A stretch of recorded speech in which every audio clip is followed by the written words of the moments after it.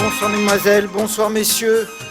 Bienvenue dans cette belle salle entièrement habillée et décorée par nos services municipaux et la société aulnésienne Undershow pour le son et les lumières. Sous vos applaudissements.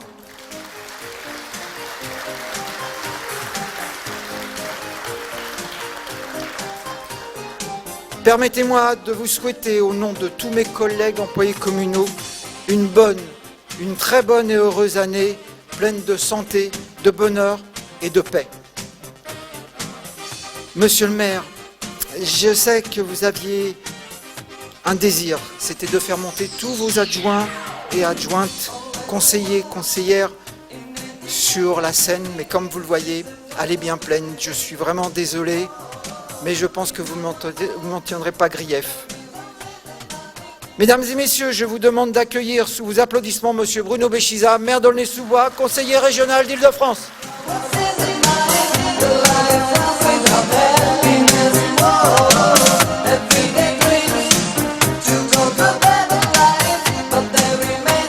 Merci Mario. Je suis quand même bien entouré, on va les saluer, on les applaudira, mais on va d'entrée de jeu les saluer.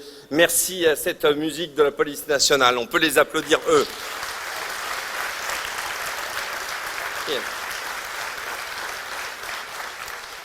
Alors, comme vous le disiez, Mario, je comptais appeler les différents élus, que ce soit bien sûr les élus du conseil municipal autour de moi, avec en tête la conseillère départementale. Je comptais demander au sénateur-maire Vincent Capo-Canellas de me rejoindre, mais je sais que finalement ça l'arrange. En tout cas, je le salue, et très amicalement. Je sais que le maire de Bobigny est venu en voisin, a voulu se cacher, mais je te salue Stéphane pour ta présence. Merci d'être à nos côtés, de montrer ce signe d'amitié aux Aulnésiens et aux Aulnésiennes. Je salue donc l'ensemble des élus, mais là encore, je vais saluer, puisque je parlerai de vous, monsieur le préfet, je vais parler de l'État, pas forcément en bien, je m'en excuse en début de discours. J'aurais souhaité vous avoir à mes côtés, mais j'ai compris que vous préfériez finalement rester vous aussi assis. Je vous salue, il n'empêche, de la même manière amicalement, parce qu'une ville a besoin d'un dialogue avec l'État, et je puis dire que nous échangeons régulièrement, et vous êtes bien assistés parce que lui aussi se cache. Je salue le sous-préfet, M. Buquet, notre sous-préfet d'arrondissement avec qui nous travaillons parfaitement. Voilà, on a fait les remerciements. Vous avez vu une vidéo, c'est pas un effet de mode, malheureusement j'ai vu que beaucoup d'autres villes le pratiquent aussi, simplement pour dire qu'à Aulnay-sous-Bois, nous avons des réussites, des moments de joie, et pourtant, comment ne pas commencer ce discours, comment ne pas revenir un instant sur un événement avec un E majuscule particulier en 2015. Un an déjà. Début janvier, 17 morts. Un pays en émoi, touché dans ses symboles républicains. La liberté de la presse, les forces de l'ordre. Des images terribles, des images de sang, des images de haine, mais finalement un sentiment, l'incompréhension. Et puis, il y a eu l'espoir. Une journée, le 11 janvier, marquée par un mouvement sans précédent auquel chacun de nous pourront dire, plus tard, je l'ai vécu. Un moment exceptionnel. Le mot n'est pas trop grand. Une communion républicaine d'un pays qui manifestait sa soif de liberté, son amour des valeurs républicaines, son envie de dire non à l'oppression, non à la soumission, non à la peur. La menace, et je regarde les professionnels qui sont dans la salle, tout à l'heure je parlerai du commissaire divisionnaire Lafont, et quand je salue l'ensemble des policiers et des nationaux, je parlerai de la police municipale plus tard, mais qui ont œuvré aussi dans ces missions. Nous le savions, la menace était connue. Nous avons vécu une année marquée donc par ces attentats déjoués et cette crainte permanente d'un nouvel attentat. Et puis vient le 13 novembre.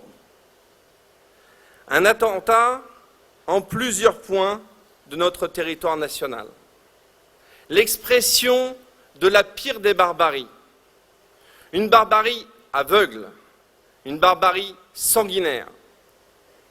130 morts, 350 blessés. Ces histoires d'hommes et de femmes, nous les avons tous vues dans les médias. Nous le savons donc aujourd'hui. Rien ne sera jamais plus comme avant.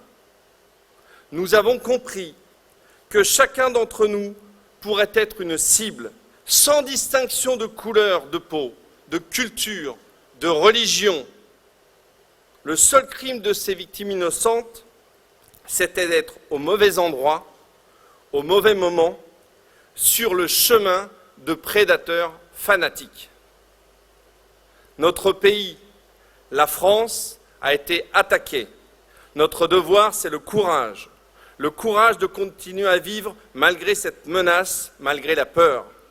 Nous devons montrer à ceux qui nous ont attaqués que nous ne céderons jamais, jamais, car ce serait leur donner raison.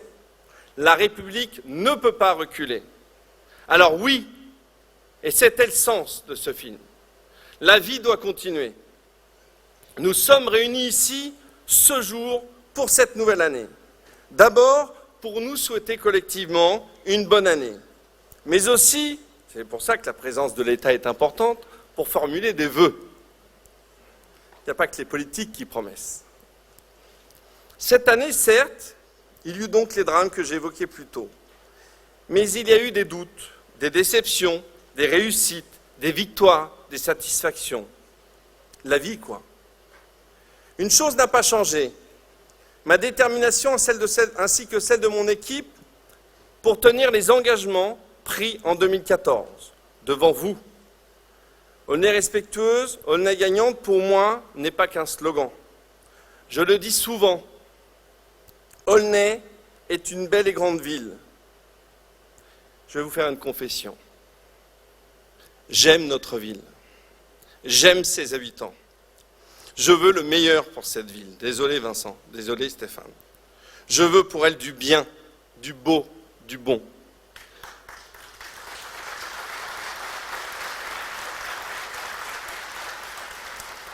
Je l'affirme devant vous, en 10 ans, Aulnay peut devenir un des plus grands pôles de développement économique du nord-est parisien. En 10 ans, nous pouvons créer des conditions pour son développement. En 10 ans, nous pouvons arriver à nous hisser en haut du podium. L'attractivité, la compétitivité pour moi, ce ne sont pas des gros mots. C'est pour cela que j'ai pris l'engagement de ne pas toucher la fiscalité locale. Oui, vous avez bien compris. Comme en 2014, comme en 2015, je ne toucherai pas aux impôts locaux en 2016.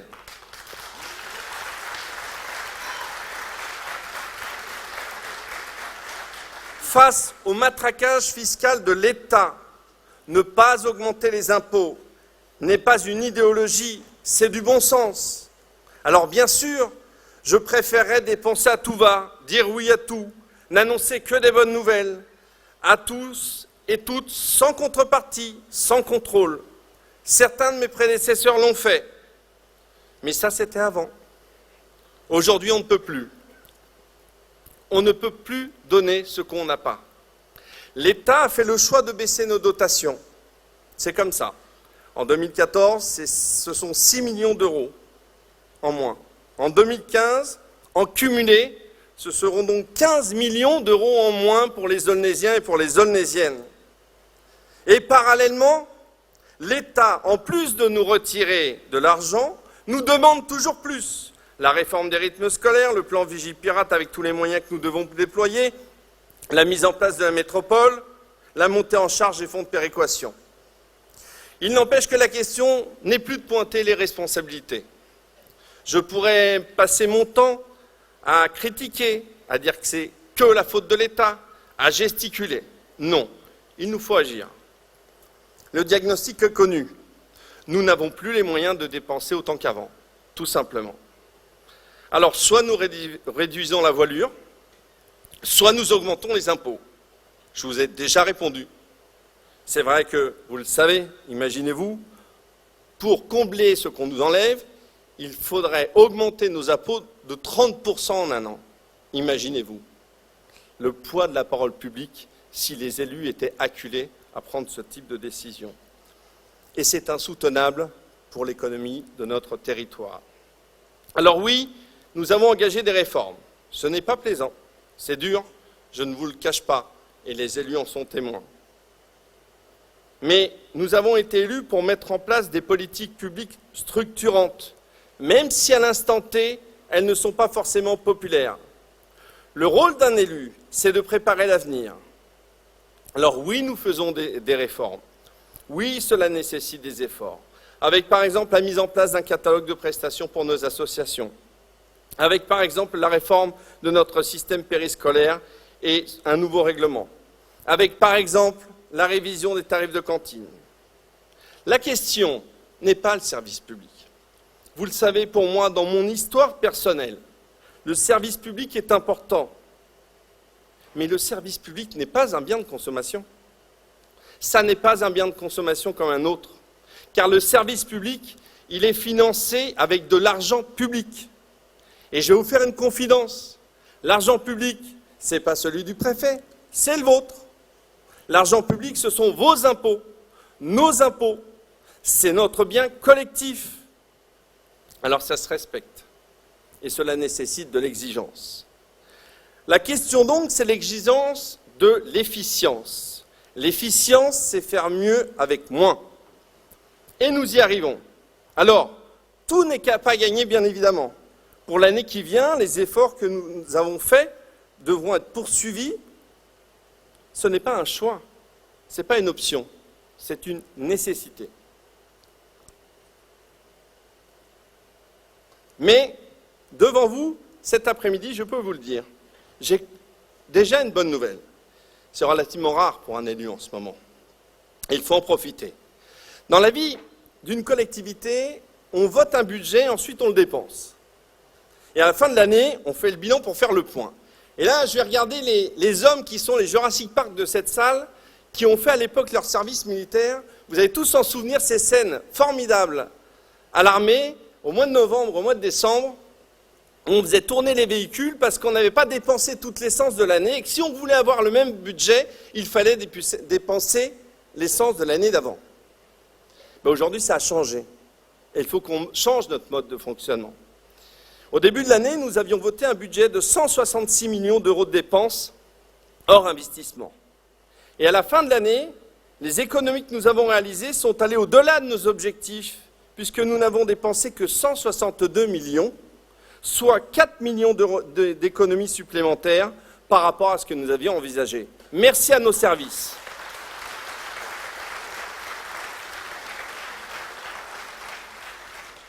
La dette, quant à elle, a été quasi stabilisée. 109 millions d'euros au 31 décembre 2015, 2 millions d'euros, soit 2% d'augmentation. Alors en entendant ces chiffres, on se dit que finalement on est quand même très loin, et sans faire de la polémique politicienne, du mandat précédent avec des augmentations de 11 millions de la dette chaque année. Quand vous pensez qu'entre 2008 et 2014, la dette avait plus que doublé, passant de 44 millions à 112 millions d'euros.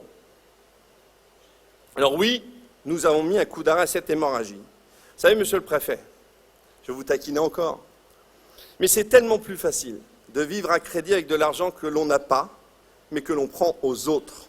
C'est un peu la spécialité de l'État en ce moment.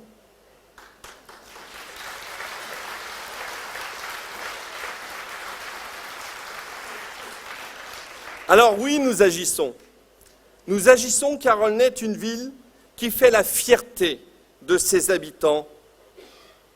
Fierté pour son identité, son histoire, ses racines. Fierté pour sa qualité de vie. Nous aimons notre ville. Pour la qualité de vie, il faut de la sécurité. Nous avons porté les effectifs de notre police municipale à 75 agents. Elle fonctionne, vous le savez, désormais 24 heures sur 24 et dispose d'un numéro vert.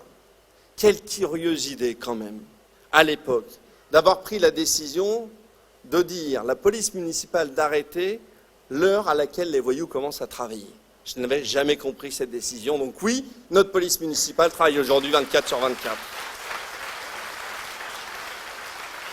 Alors oui, je l'assume. La police municipale doit être une force armée et bien armée, car ces hommes et ces femmes prennent des risques sur le terrain. Oui, je pense qu'il faut leur donner les moyens d'agir avec des armes et des gilets pare-balles, même si cela ne plaît pas à une certaine intelligentsia parisienne. Vous savez, cette même petite intelligentsia, on en reparlera après pour les migrants du reste, ce sont ces gens qui se bouchent le nez dès qu'on parle d'arrêté anti-mendicité ou d'évacuation de campements de Roms. Mais bien sûr, ce ne sont pas eux qui habitent à côté de ces campements ou qui ont peur quand ils vont retirer de l'argent près d'un DAB et que vous avez deux personnes qui en dessous leur font de la mendicité agressive. Alors moi je le dis aux volontaires, il n'y en a pas dans la salle, mais il y a sûrement des amis d'amis. À ceux qui ne veulent pas qu'on prenne ces textes, qu'on équipe notre police municipale, donnez-moi votre adresse personnelle et je le fournirai avec élégance aux campements qui viendront à Aulnay-sous-Bois, à ceux qui font de la mendicité finalement dangereuse et qui fait peur, pour que justement vous puissiez les accueillir. Ce sera ça votre altruisme.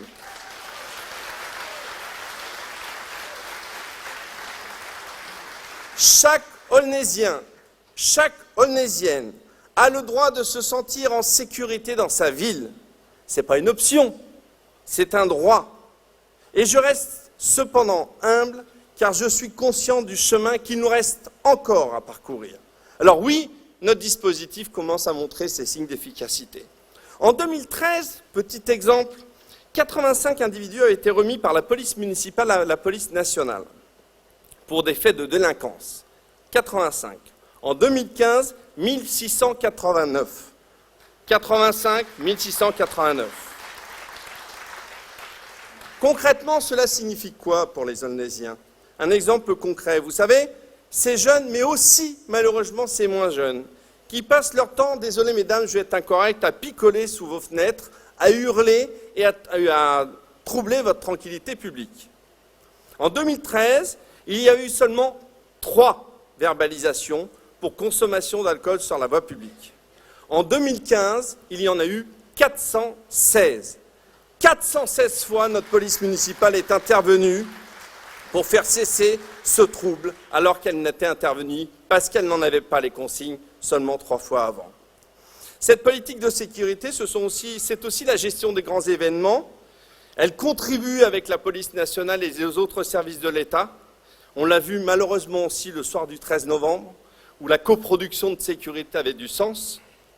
Et je suis particulièrement heureux que nous n'ayons pas connu pour la première fois depuis longtemps de troubles lors du Nouvel An sur notre territoire.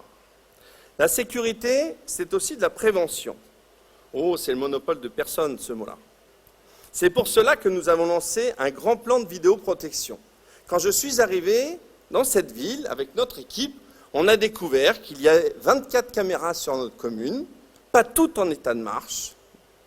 24 caméras pour protéger 83 000 habitants. Une pour 3 192 habitants. Et le logiciel qui permettait de les gérer était le même logiciel qui permet de gérer un supermarché. Bonjour l'efficacité. Alors oui, nous avons mis les moyens et nous avons établi un plan pluriannuel d'investissement parce que là encore, le tout de suite ne peut pas exister. Sur le budget 2015, ce sont 45 caméras en plus qui seront installées. D'ici 2018, nous serons à plus de 200 caméras sur le territoire aulnaysien.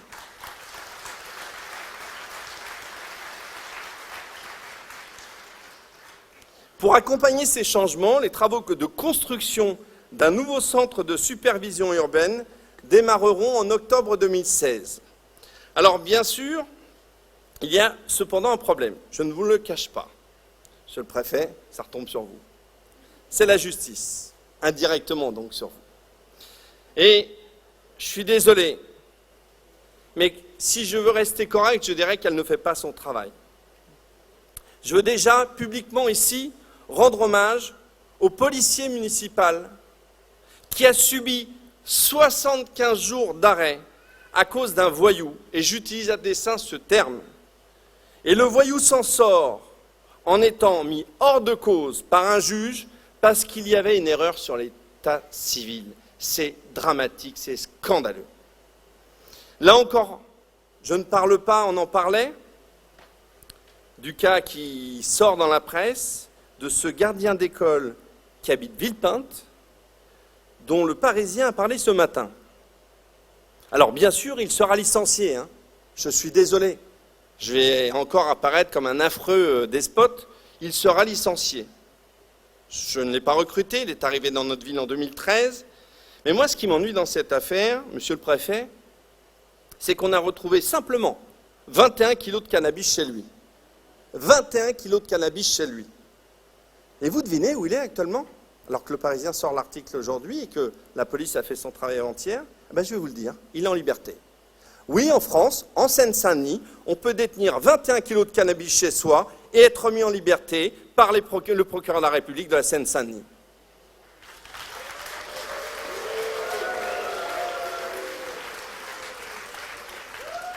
Enfin, heureusement à Paris, on va un peu parler de nos voisins, ils ont évacué la place de la République où des migrants avaient eu élu domicile. Car bon, à Paris, ils aiment bien les pauvres, les déshérités, il y a plein d'émissions sur ces sujets-là, mais ils ont un bon moyen de s'en débarrasser, ils les mettent chez nous. Et là encore, on a appris par le biais du Parisien que tranquillement, 40 migrants syriens avaient été logés aux frais de l'État, donc à nos frais, avec notre argent, dans un hôtel à Gare au Nord. Il aurait été judicieux, je crois, au moins de prévenir le maire, à défaut de le consulter. Vous le savez, je vais rapidement demander une audience au préfet de police de Paris pour lui montrer ma désapprobation au minimum.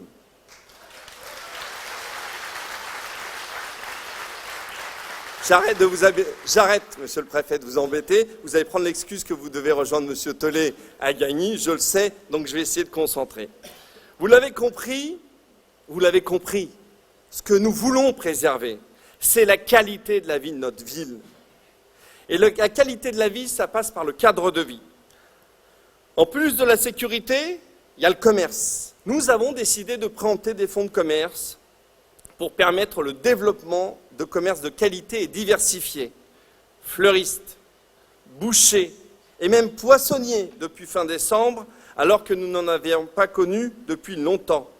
Les inaugurations s'enchaînent et j'en suis heureux, car l'attrait du petit commerce, ce n'est pas seulement d'avoir de bons produits, ce qui est déjà important, et j'en profite ici pour saluer nos commerçants qui font un travail de qualité, mais aussi et surtout d'avoir de tout. Nous allons donc rénover, pour continuer ce mouvement, la halle alimentaire du boulevard de Strasbourg. Le cadre de vie, c'est aussi l'urbanité. J'aime Aulnay, car Aulnay a une histoire des racines, je l'ai dit. J'aime ces noms de rues qui rappellent des cours d'eau. J'aime ces pavillons, ces meulières, j'aime ces espaces verts. Et contrairement à ce qui a pu être affirmé, oui, dans le nouveau PLU, ce qui a été voté le 16 décembre, les zones pavillonnaires ont été préservées. Elles ont même gagné en superficie par rapport au PLU précédent. Non, il n'est pas question de raser les serres municipales. Non, il n'est pas question de faire des immeubles de 250 mètres de haut. Car c'est la vérité. Vous savez, on est bien loin des mensonges des blogs. Vous savez, de ces petits commentateurs anonymes qui voient que ce qu'ils veulent bien voir, surtout quand ils le font avec des pseudonymes. D'ailleurs, cette préservation du caractère pavillonnaire de notre ville, cela passe d'abord par le respect des règles d'urbanisme. Ah, j'avais oublié, monsieur le préfet. Ça revient à l'État. À chaque fois que nous constatons une infraction, nous lançons une procédure, d'abord amiable, puis, si la personne ne se met pas en règle, nous portons plainte systématiquement aujourd'hui auprès du procureur de la République. Mais là encore, pardon, monsieur le préfet, je sais que ça n'est pas votre faute, mais vous pourrez lui répéter, c'est silence radio de la part du parquet. Silence radio. Le juge est aujourd'hui la bouche de la loi, mais le moins qu'on puisse dire, c'est que son silence est assourdissant. Alors, le cadre de vie, c'est aussi la propreté. La propreté, c'est un cercle vertueux. Plus une ville est propre, plus elle est attractive.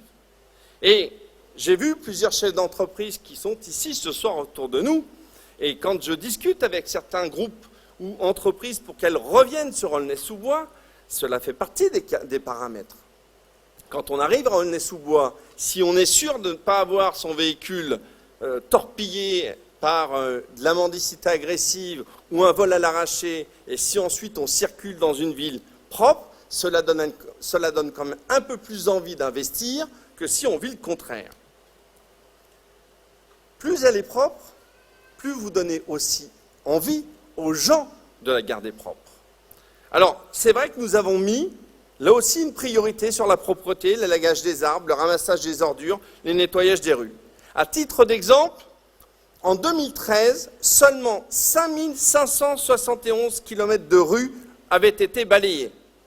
En 2015, ce sont 6952 km de rues qui ont été balayés, soit 25% d'augmentation de l'activité des services de nettoyage dans nos rues. On peut les remercier.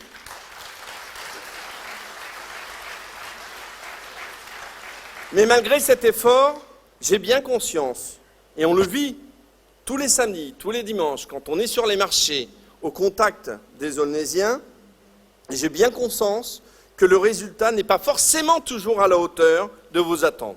Donc oui, nous avons encore du chemin à parcourir et nous allons continuer à nous améliorer dans ce domaine-là. La qualité de vie, enfin, à Aulnay, ce sont les festivités. Et moi, je le lis aussi au début de mon discours.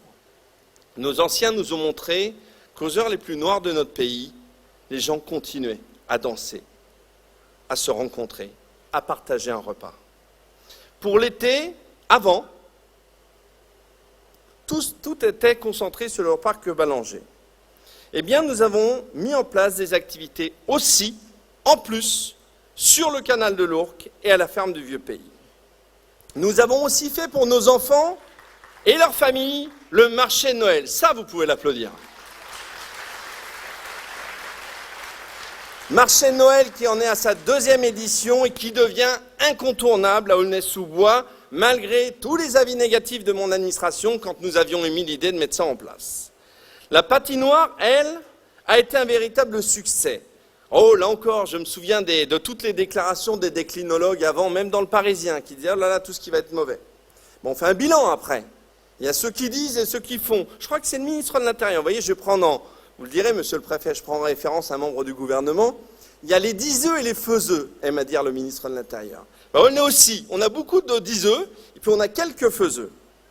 Et effectivement, dans les faiseux, si on regarde notre patinoire, on a mis en place sur une période plus courte, pour que ça corresponde plus aux vacances scolaires.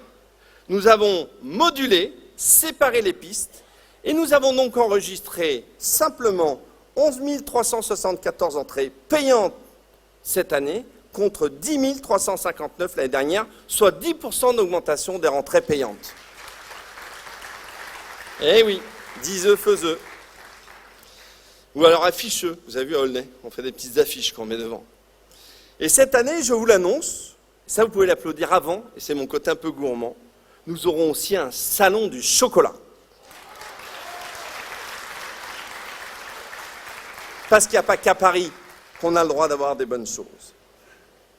Alors, dans tout ça, vous le savez, j'ai un sujet qui m'ennuie, qui est insupportable pour un maire, c'est le stade nautique. Vous le savez, malheureusement, depuis septembre 2014, et ce n'est pas facile pour un maire de prendre un arrêté de fermeture, je devais, au sens du terme devoir, fermer cette piscine car sa poutre centrale s'était fissurée et l'édifice menaçait de s'effondrer. Il a donc été fermé au public. Oh, on a raconté beaucoup de choses. Sauf que là, je regarde le représentant de l'État, c'est pas une injonction du préfet s'il arrive un problème dans ce type d'équipement. C'est 2 petits bracelets d'argent avec une chaînette en argent qui rejoint les 2 bracelets pour le maire quand on ne prend pas ce type de décision. Et si malheureusement, il y a un accident. Mon premier devoir en tant que maire, c'est donc de garantir la sécurité des enfants, des familles, aussi des personnels qui allaient dans cette piscine. Alors on ne pourra pas la rouvrir. Il n'y a pas de démagogie dans ce domaine-là. car il en va de la sécurité de tous et de ma responsabilité personnelle. Nous avons fait un choix et nous allons vous associer à ce choix. Plutôt que d'engager de lourds travaux de rénovation, très coûteux, on parlait de plus d'une dizaine de millions d'euros, très longs, minimum 3 ans, nous avons donc décidé à la place de lancer un projet de construction d'un nouveau centre nautique, moderne, plus ludique, adapté au nouveau public. Notre stade nautique datait de 1968. Je ne dirais pas qu'il est vieux puisque je suis né en 1968. Mais il était temps de tourner la page. Je peux vous assurer que les services de la ville sont mobilisés pour que le 1er janvier 2020, notre ville soit dotée de ce nouveau centre nautique. Après l'élaboration du cahier des charges qui a eu lieu cet été, un assistant maître d'ouvrage sera désigné début février et dès l'été, nous pourrons mettre en œuvre juridiquement le projet et décider, sans compter peut-être des discussions que nous risquons d'avoir entre maires, j'en parlerai à la fin sur le territoire, pour peut-être décider que ça pourrait être des objets d'intérêt territoriaux. La qualité de vie à Aulnay, c'est enfin la mobilité. Et là encore, il y a beaucoup à faire.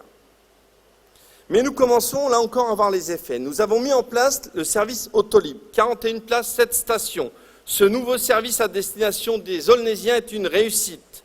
Sur la mobilité toujours, nous voulions, en lien avec le toilettage de notre gare RER B, rénover le souterrain pour le rendre plus attrayant, plus moderne, plus accessible. Sauf qu'on n'avait pas l'argent. Et je ne veux pas vous faire rêver. Donc on a pris nos petites besaces et nous sommes allés chercher des financements partout, au STIF, à la région, au plan Espoir Banlieue, et nous avons réussi. Nous avons obtenu près d'1 million d'euros de subventions. Vous comprenez pourquoi je préfère qu'il y ait peu de maires des autres villes de témoins quand je dis ce type de bonnes nouvelles au niveau de subventions. Nous avons donc obtenu 1 million d'euros de subventions pour ce projet et nous allons donc être en mesure de mettre en œuvre la rénovation totale du passage souterrain sous la gare.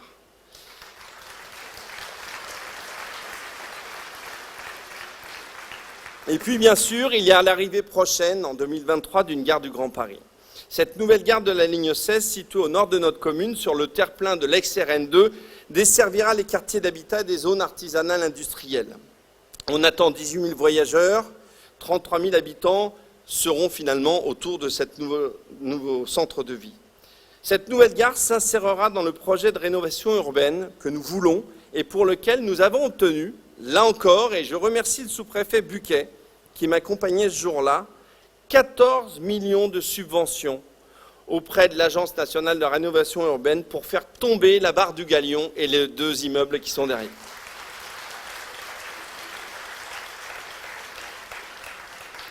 Enfin, et vous le savez, c'est l'arrivée de notre amie la mairesse de Villepinte que je salue, Martine Valton. Le Grand Paris est une vision politique. C'est un projet qui va permettre de rééquilibrer le rapport de force entre Paris et la banlieue. Alors bien sûr, au 1er janvier 2016, il y a eu un chamboulement dont aujourd'hui on mesure à peine les effets avec la mise en place, c'est pas pour rien si je saluais mon ami sénateur-maire du Bourget, Vincent Capo-Canelas, et l'arrivée de Martine Valton sur Villepinte, la mise en place de la métropole et des territoires. Avant, Aulnay-sous-Bois était une ville isolée juridiquement. C'était une des dernières communes de cette strate à ne pas faire partie d'une intercommunalité.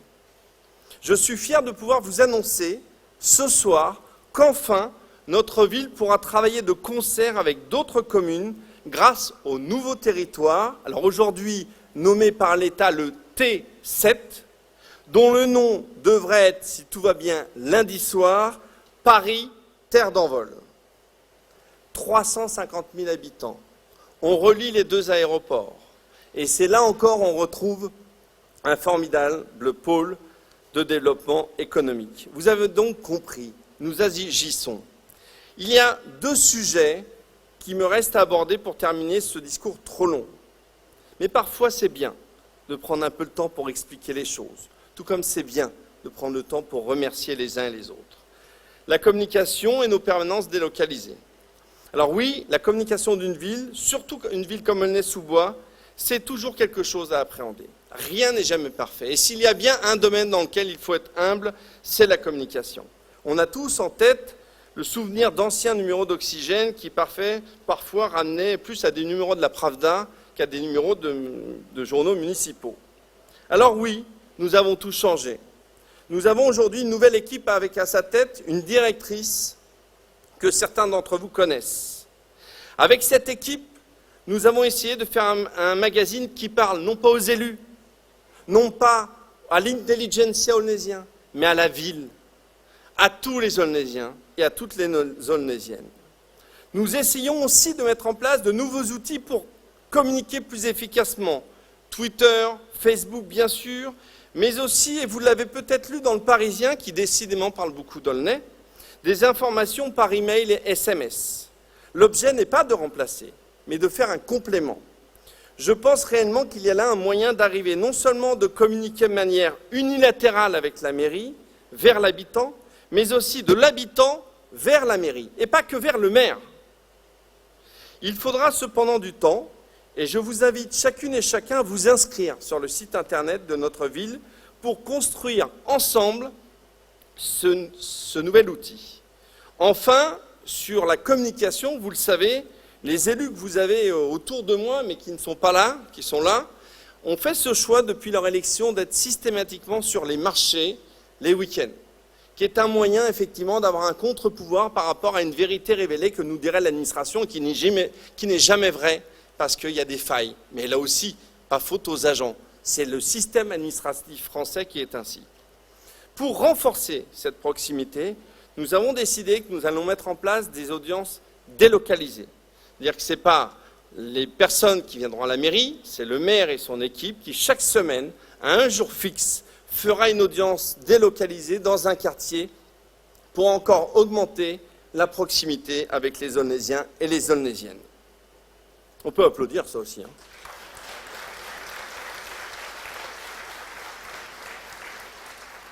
Alors j'en ai fini. J'en ai fini juste quand même parce que ça me fait plaisir quand je suis rentré hier dans cette salle, pour celles et ceux qui viennent à Scoï sans avoir vu cette décoration, je tiens que nous félicitions encore par de chaleureux applaudissements nos personnels, nos agents qui ont eu eux l'idée de rétablir cette décoration qui en plus nous fait faire des économies puisqu'elle est réutilisable d'une année sur l'autre pour nous donner ce cadre-là. On peut les remercier.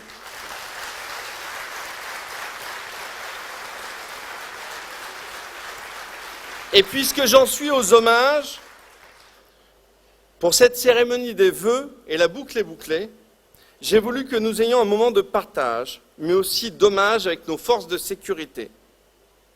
J'ai salué la présence des autorités de l'État, qui seront notre voix, bien évidemment, mais vous allez donc pouvoir écouter un concert donné par cet orchestre un peu particulier, la batterie fanfare de la musique de la police nationale.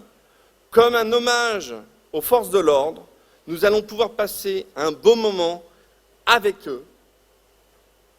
Vous savez, de temps en temps dans une ville, on n'est que dans la raison. Mais là, mesdames, messieurs, vous allez parler au cœur des Aulnésiennes et des Aulnésiens, et pour ça, je vous en remercie d'avance. Merci à toutes et à tous. Bonne année!